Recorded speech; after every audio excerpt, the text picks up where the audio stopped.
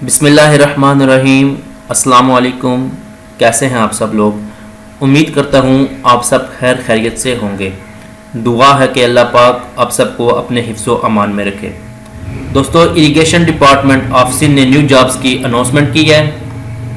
Video को शुरू करने से पहले मेरी आप सबसे छोटी सी रिक्वेस्ट है कि चैनल को लाइक करना और सब्सक्राइब करना ना भूलिएगा।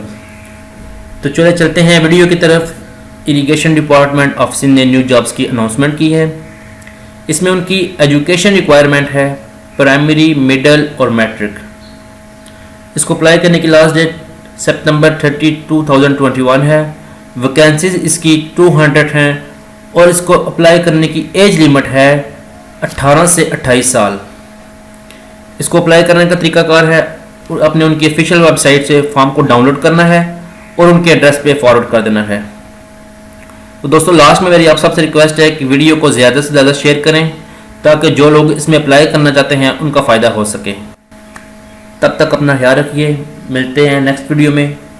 अल्लाह हाफिज़।